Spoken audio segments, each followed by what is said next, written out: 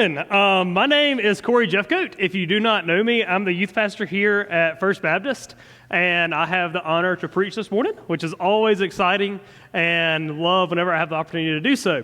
But as most of you know, this past week was Thanksgiving, which is always an awesome time. And as we're looking through this this morning, we're actually going to be going through the sin of gluttony. Just to kind of cap off Thanksgiving, and just because nobody eats on Thanksgiving anyway, so we're just going to tackle gluttony and just go along with it and just have fun with it. I'm just kidding. Even though I bet if we did, this altar would probably be full with people repenting for gluttony, which maybe next year. But this morning we're not. We're actually be talking about food anyway, but we're going to continue on in the series of John. Over the past couple months, we've been looking at the book of John and going verse by verse, looking at a series called Come and See. And the whole premise behind Come and See is that we will ultimately come and see Jesus was who he said he was, but ultimately we will come and see that Jesus was good and Jesus was God, which is an awesome idea to think about, and I've loved the series so far. I know that we feel like we've been in it a while, but just hold on, we're only in chapter 6. So we got a long way to go in it. But as we're going through this, whenever we're looking at Thanksgiving, what is the worst fear when it comes to Thanksgiving? As you're thinking about your worst fear when it comes to Thanksgiving, it could be having to sit at a table with a weird family member that you dread seeing, because you know that you're going to talk about some randomness the entire time that you're sitting beside him, and nobody else wants to sit by him. So unless you're the last one at the dinner table, you have to sit by this guy or girl or whatever. But on the same note, at Thanksgiving, if you think that your family does not have a weird person in your family, I hate to tell you, you are indeed that weird person that everybody else does not want to sit by. And you're like, oh, we don't have those people. No, you're definitely that weird person because every family has them. I have them, and I think the weird person in my family tops them all. But we'll keep, as you're looking at Thanksgiving, what is another major fear of Thanksgiving? Running out of food, not having enough food, which I don't know if I've ever been to a Thanksgiving where there's not enough food. But if there was, talk about the hangry people that would be around a dinner table. If many of you know, like I have a son, his name's Liam, precious little baby, like incredible, cutest kid around, I think. And if like perfect all throughout the day until he gets hungry, and immediately like a light switch flips on and he goes from being sweet angel to being a demon child in the matter of seconds because he goes hangry instantly. And it's always funny because like he's happy playing, and then he'll go in a complete rage and he'll go crazy until you give him a pack of applesauce. And then he's perfectly fine. Back to sweet little innocent Liam. But it's crazy how food can do that to people. And imagine at a Thanksgiving feast, if you didn't have enough food, how hangry people would get. This morning, as we're looking at a story in John, it's actually about a time when there wasn't enough food to feed people. It's a story that everybody has heard multiple times. It's about Jesus feeding the 5,000. It's one of the only stories that is in all 4 of the Gospels. So it's kind of an important story and kind of a neat story to dive into. But this morning we're going to be in John chapter 6, and we'll be reading John 6, 1 through 15. But the story is all about this little boy bringing Jesus a snack. He's like, I don't really know what else to give Jesus. You asked for food. All I have is a snack.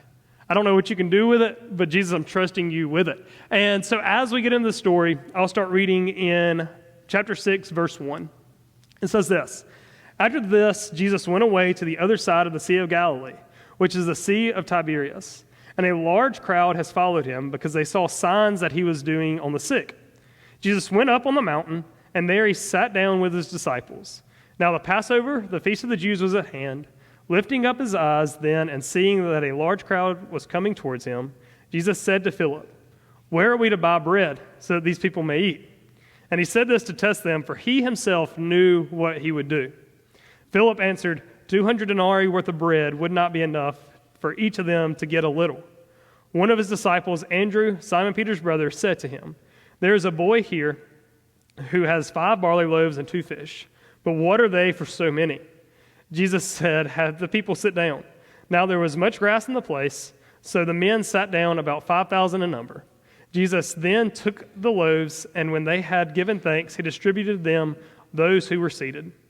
So also the fish, as much as they wanted.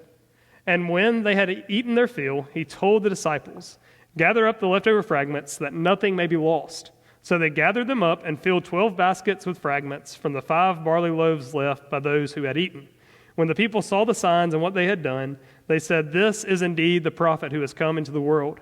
Perceiving then that they were about to come and take him by force to make him the king, Jesus withdrew again to the mountain by himself. Let's pray, and then we'll dive into these verses. Lord, thank you today. Lord, thank you again for allowing us to just come through a season of Thanksgiving. And Lord, just thank you for allowing us to be thankful for all you've done for us. And Lord, just please be with us now as we go through this miracle of feeding the 5,000. And Lord, just help for us to see how it still applies to us. And Lord, just help for it to be you speaking and not me at all, Lord, in your holy name, Jesus Christ. Amen. Our first point this morning after reading the story actually is the people. When Jesus came across and he saw that all these groups of people had gathered, that was a massive, massive following. He was like, "Hey, what are we going to do? Hey, how are we going to feed this group? What's going to happen?" And the first group that he sees is these people. And I'm going to reread verses 1 and 2 and then verse 10. It says, "After this, Jesus went away to the other side of the Sea of Galilee, which is the Sea of Tiberias. A large crowd was following him because they saw the signs that he was doing on the sick." In verse 10, "So the men sat down, about 5,000 in number." Why in the world would 5,000 men alone be following Jesus? If you've been with us, we've seen Jesus do a lot of miracles, but if you go through all the Gospels up to this point, these are the miracles that Jesus has done and the people have seen. Jesus has turned water into wine, healing the official's son, driving out a demon from a man, healing Peter's mother-in-law, healing many sick and oppressed, healing our miraculous catching of fish, cleansing a man of leprosy, healing the centurion's paralyzed servant, healing the paralyzed man who was lowered through the roof, healing the man with a withered hand, raising the widow's son from the dead, calming the storm on the sea, casting out demons into pigs, healing a woman in the crowd, raising Jairus' daughter from the dead, heals 2 blind men, heals a mute man, heals an invalid at Bethsaida. It's a lot of miracles that one man has accomplished in the matter of 2.5 years or so. Like, that is a ton of people that have seen crazy acts, and now these group of people are now like, "Hey, what's Jesus going to do next? What's going to happen?" If anybody in this room could do one of those miracles, you would have hundreds of thousands of people following you. But Jesus was able to accomplish 18 miracles. And that's why there's a crowd of 5,000 people coming around him, seeing what could happen next. But the problem is they were more focused on the miracles rather than the miracle maker. They were more focused on how they could be entertained rather than them seeing who was doing the entertaining. And so many times, I feel like that can be us as well. So many times we get caught up in seeing what Jesus can do that we forget who Jesus truly is. And it's a scary place to be. But like so many times you see, like whenever Jesus is going through whatever, he heals somebody that has cancer. We're like, "Man, that was awesome. That was awesome." Then 3 weeks later, completely forget about the entire situation because we look more at the miracle than we do the God that orchestrated that entire miracle. Today, if there was a person that was doing these crazy miracles, there would be a following crazier than the following of Taylor Swift.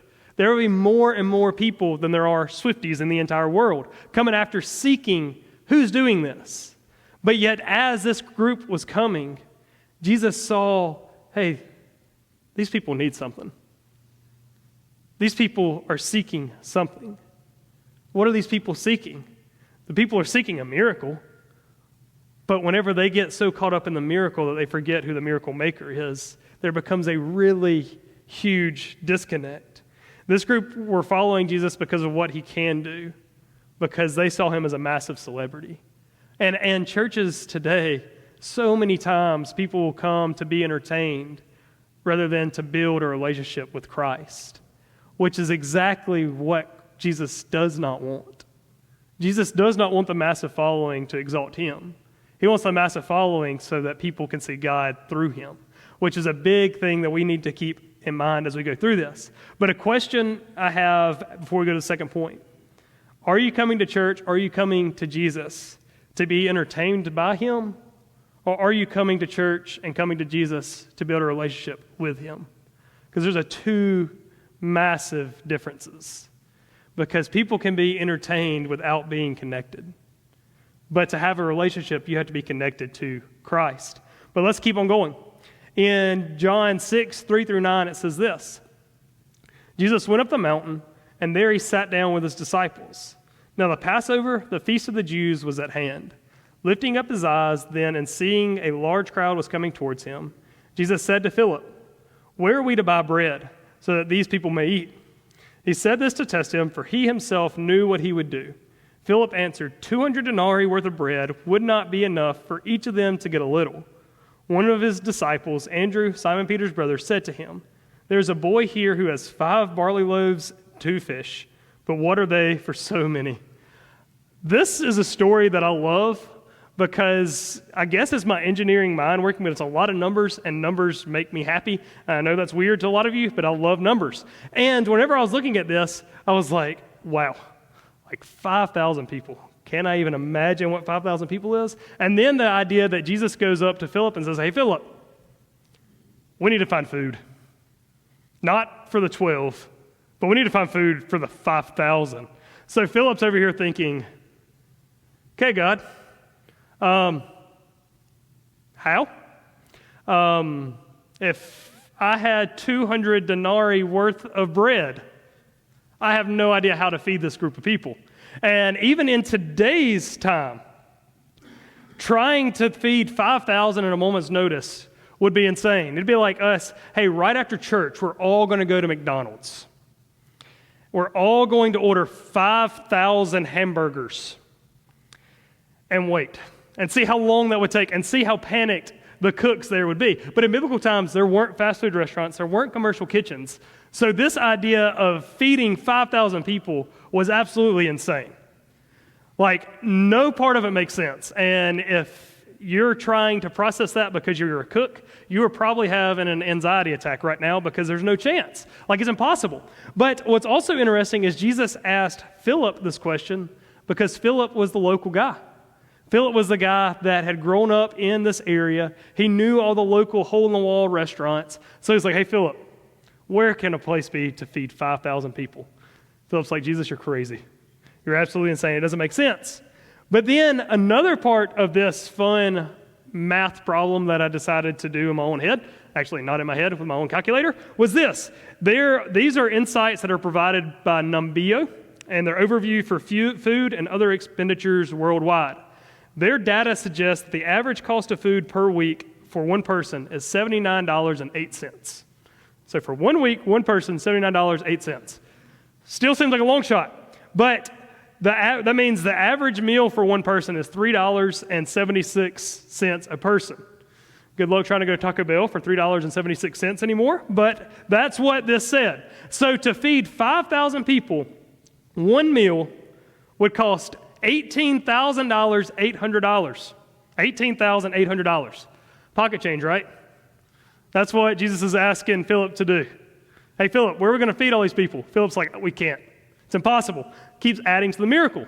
But the whole idea is the miracle gets so much greater because it wasn't just 5,000 people. It was 5,000 men. So way it kind of works out is there were 20,000 people, give or take a few, at this place. Jesus is going to his disciples saying, hey, Philip, we need to feed 20,000 people. Philip again says, Jesus, this is insane. We can't do it. To feed that many in today's time would be $75,200 to feed the crowd. These disciples were like, okay, Jesus, I don't know. I can't figure it out. But like the disciples, I feel like we do this so many times. When there becomes a problem, who do we turn to first? We turn to ourselves. We start figuring out, how can I scrounge up enough money? How can I do this? How can I be knowledgeable enough to do this? How can I be obedient enough to do this? How can I do it? How can I be the one that provides? And when Jesus was asking Philip this question, he wasn't asking Philip for him to provide. He was asking Philip to test Philip to see where his faith lied. And it's the whole premise of this is whenever they're going through, Philip is going around, all the disciples are going around and saying, hey, do you have food?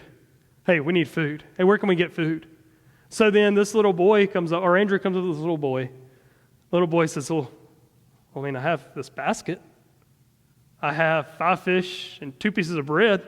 I mean, I don't know what it'll do, but here you go, you can have it.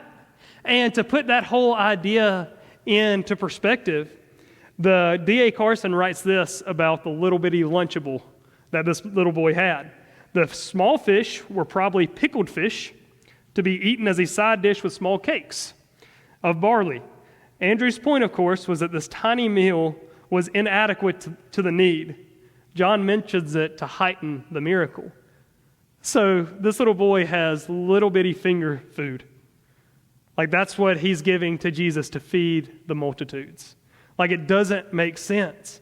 And what also is really funny to me is Andrew comes up to Jesus and says, hey, I got 5 pieces of bread. We can slice it very, very, very thinly, and 1 piece of bread will feed 5,000 people, right, Jesus? That's what's going to happen? Like it doesn't make sense because it wasn't about their needs and their means. It was about what Jesus could do with what he was given.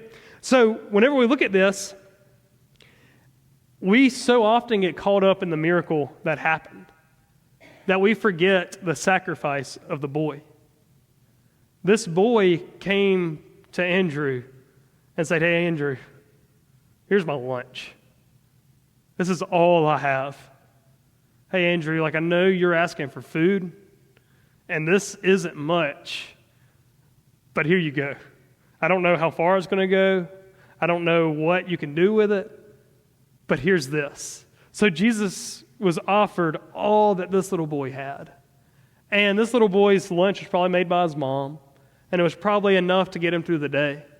But now he had given everything that he had to give to Jesus. So this little boy, for the longest time, he may have been a follower. He may have been coming alongside with a crowd, may have been a spectator this entire time. But at this moment, he instantly became invested in Jesus' ministry. Because at this moment, he actually had to give something to God.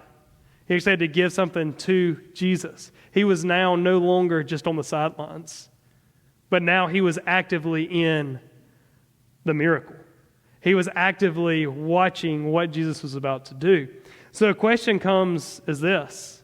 What is it that a question comes for you is, what is it that you are holding on yourself that may seem insignificant to yourself, but given to God could be used in a miraculous way? So many times we feel like, hey, I don't have much. Hey, I can't give anything to God. Hey, I don't have anything to offer. This little boy had a little Lunchable. This little boy had nothing in the big scheme of everything, but this little boy gave it all that he had. He said, hey, God, you need something? Hey, here you go. So what is it that you're holding on to that you see doesn't amount to a lot, but God's gifted you with? How can God use it to reach the multitudes? The problem we face in our lives is so often we feel like our little bit of time, our little bit of money, our little bit of energy that we have left is so insignificant when given to God. And it's so insignificant that it doesn't even matter. But what we are missing is the little that we have can be used in a massive way in the hands of the creator of the universe. Jesus isn't asking for like these massive amounts of anything. He's asking for what you have. This little boy had a little Lunchable. This little boy had a little snack. And he said, like, I don't know how far it's going to go, but I know that you can use it. Because he had seen the miracles that God has used. And he knows that God can use whatever is given to him for his glory, not the glory of those giving it.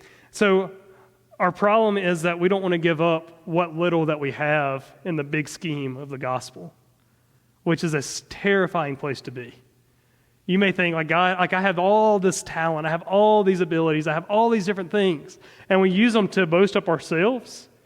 But whenever we're actually thinking about why we have all these different things, it's because God's gifted those things to us. So whenever we get to the point where we want to hoard up everything for ourselves, we're forgetting the only reason that we have these things is God first gave them to us.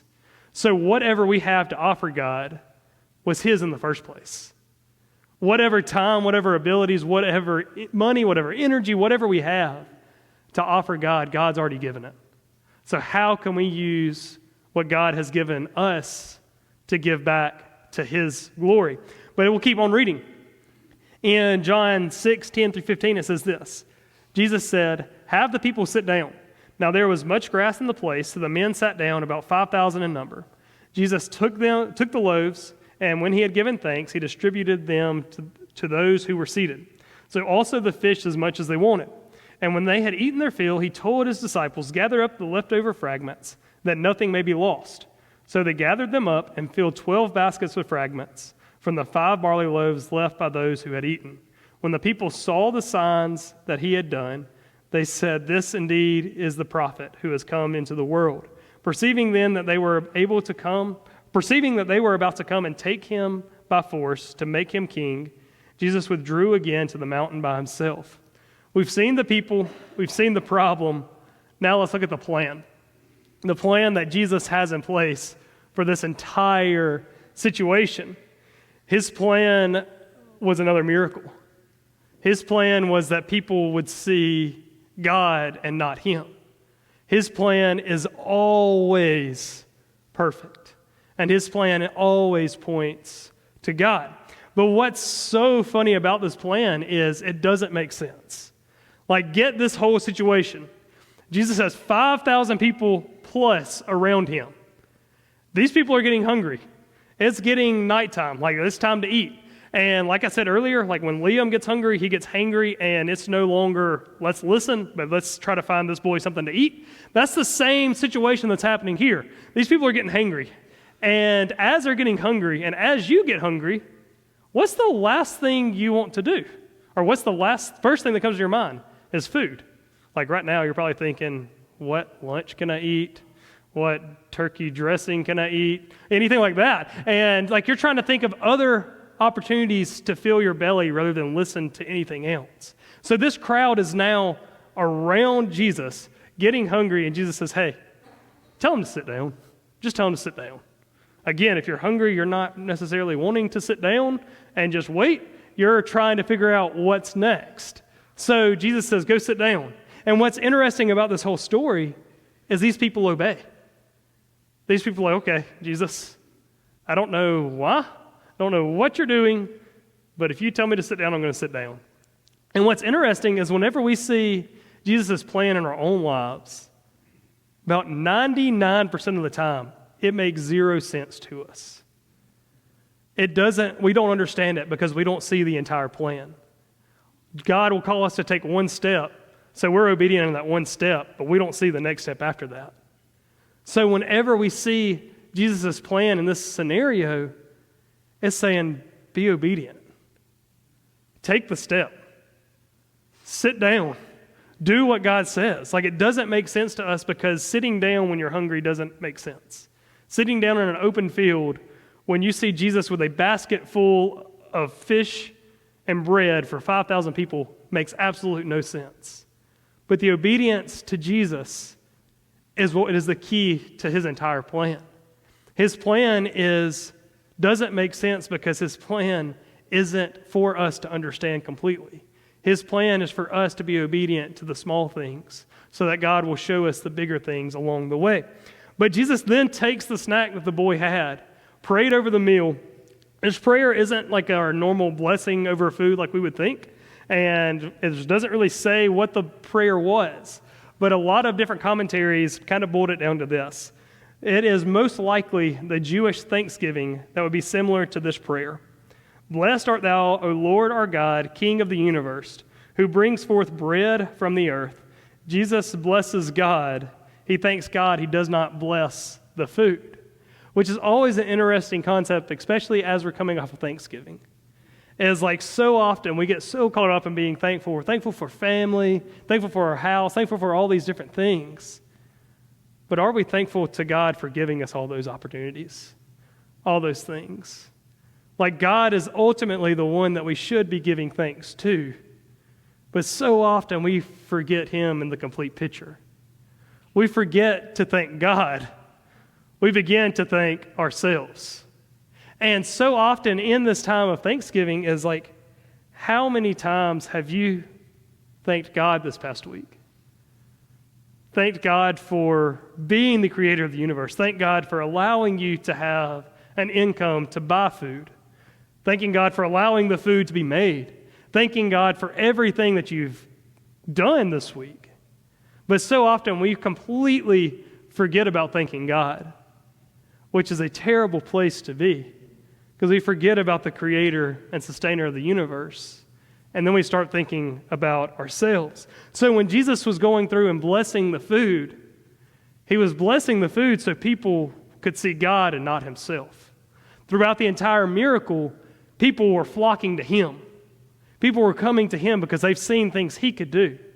But every miracle that Jesus ever performed wasn't for himself, but it was for God to receive the glory. And whenever we see this, whenever we go through this entire story, we always miss or see the miracle, but we forget the miracle maker. And that's what is happening here. Then as the miracle continues, or as the miracle goes on, another miracle that happens is towards the end, where Jesus says, hey, disciples, all 20,000 plus or minus have eaten their food. They're all full. Now go gather the leftovers. And you're like, why? What purpose does that make?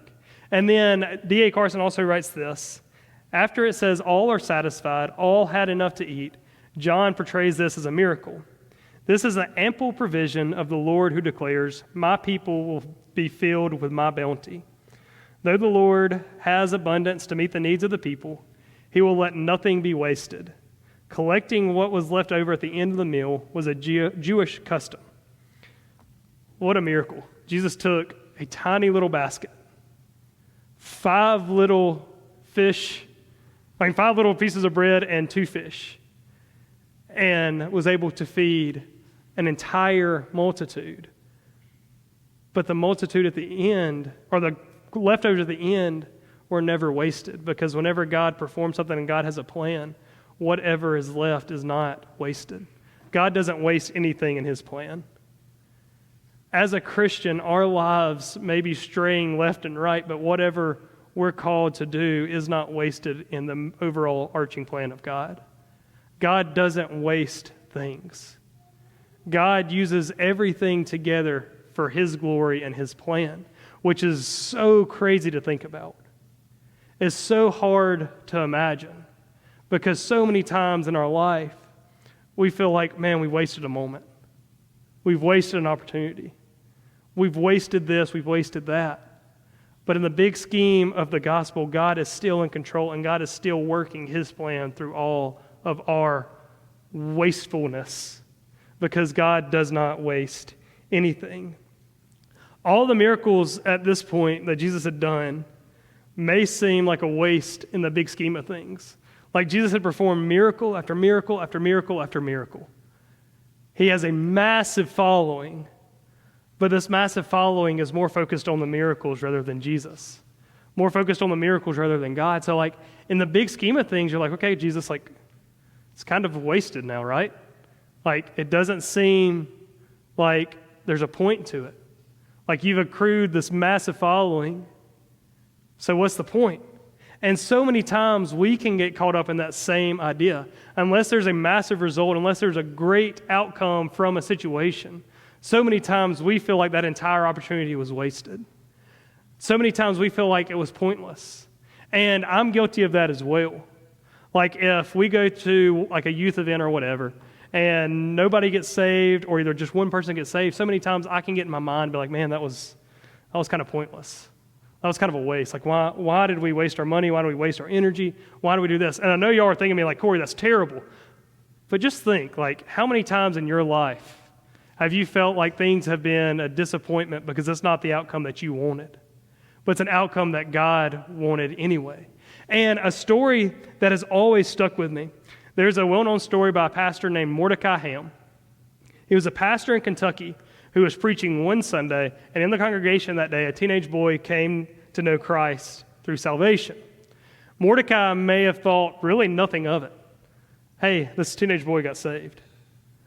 But little did Mordecai Ham know that teenage boy would ultimately go and share the gospel with thousands and hundreds of thousands of people, because that teenage boy that got saved that day was actually Billy Graham. And so many times we see something so minuscule, so tiny in the big scheme of things, but God has a plan for everything in our lives. God had a plan for Mordecai Ham to share the gospel that morning. And whenever he shared the gospel, one person got saved that impacted hundreds of thousands of people. It's so easy to get caught up in such a minor outcome whenever God has such a much bigger plan in place. But as we close, here's some questions that I have for you. First of all, what are you holding back from God? That little boy with a Lunchable gave God all that he had. He had a little snack. He had the snack and said, God, it's not going to feed much. It's not going to be very helpful. But God, it's all that I have. Here you go. So what are you holding back? What time, energy, income, whatever it is that you have that you feel like so minuscule, what are you holding back from giving to God? Because whatever we have that's so minor can make a massive impact in the hands of a holy God. But then the second question is this. Have you given, first of all, if the minor thing that you're holding is if it's your life, have you given Jesus your life? Like, that sounds terrifying. Hey, God, I'm giving my life to you. Like, that sounds terrifying, but that is the most important step anybody could ever make, because that is the step of salvation. That's the first step of obedience to Christ. Whenever we come to Christ and saying, God, it's you living my life, not me. God, it's you in control, not me. This little boy gave God all that he had. He gave the disciples his little snack. He said, here you go. This is yours. It's not much, but it's all I have. So he started with, that was him getting off the sidelines and into the miracle. So first, if you haven't given your life to Christ, we'll be in the back lobby. Please come talk to us. It sounds terrifying, but it's the most simple thing you can do, but it's the most impactful thing you can do for your life. The next thing is, if you have given your life to Christ, what is it that you're holding back? What is it that you're like, God, I don't have a lot of excess. God, what I have excess, like, that's mine. My excess time, that's precious time to me. My excess resources, like, that's precious to me. My excess whatever, like, that's super precious to me. God, like, that is mine. But God's saying, bring it to me. God's saying, I gave that to you so that you could give back. I gave that to you so that you could glorify me. So how are you using what you have to glorify God? How are you using whatever God's gifted you with to bring him back the glory? Because, like, that is why we have what we have. Not to bring honor and glory to ourselves, even though that is super easy. But we have what we have to give God the glory, because God gave us those things to begin with. So I'm going to pray. If you need to pray, the altar's open. If you need to talk, we'll be back in the lobby. But just do business with God however you need to do business with God. Lord.